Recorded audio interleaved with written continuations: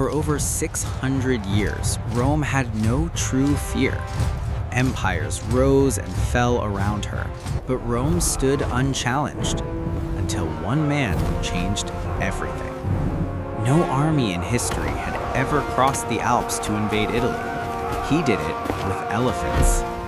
When his name reached Rome, the Senate froze. Mothers whispered his name in fear. His name was Hannibal Barca, and Rome would never sleep the same again. Long before Rome feared his name, Hannibal was born in the shadow of an empire already at war. Carthage and Rome, two giants destined to collide. His father, Hannibal Barca, was Rome's most dangerous enemy, a general who refused to accept defeat and trained his son to continue the war. Before Hamilcar left for Spain, he brought his son to the temple. There, he made the boy swear an oath of eternal hatred toward Rome.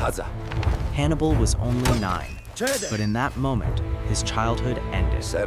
From that day forward, he was raised by war. Languages, strategy, leadership. Hannibal learned everything a general must know. He would not choose his destiny.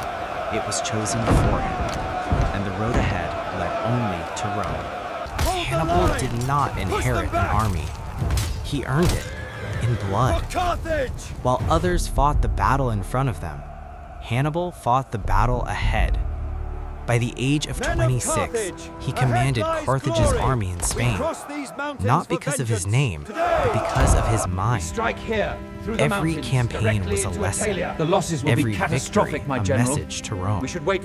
In just 3 years, Hannibal secured all of Spain.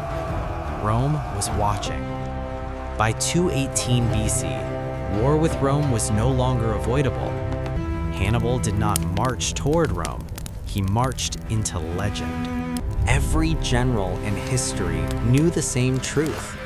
The Alps could not be crossed. Hannibal chose to challenge the impossible. In the autumn of 218 BC, Hannibal led over 50,000 men and war elephants north. The mountains became his first enemy. Cold, hunger, fear. Local tribes hunted them from the cliffs. Every step forward was paid in blood. Half his army would never see Italy, but Hannibal never turned back. After weeks of suffering, they reached the summit.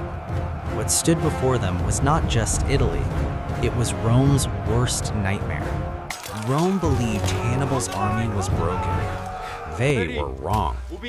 At Lake Trasimene, Hannibal erased an entire Roman army without giving them a battlefield. The Romans will attack Cannae the center. would become the most We must let them studied battle penetrate in deep military before the cavalry history swings wide and because closes the Hannibal circle. did something no general had ever done. 86,000 Romans entered the field. Over 50,000 would never leave. Never in its history had Rome known such fear. They believed Hannibal would march on the city itself. At that moment, Rome was defenseless. History stood on the edge of a knife. Hannibal had shattered Rome's armies, but he could not shatter Carthage's politics. Back home, Carthage was not celebrating. They were arguing. They feared Hannibal more than they feared Rome because he was winning. Agreed. The No levies are already paid. reinforcements, no siege engines, no support. The greatest general on earth had been abandoned by his own people, not by defeat, but by fear. Rome learned from Hannibal, and Rome adapted. Year after year, the war dragged on.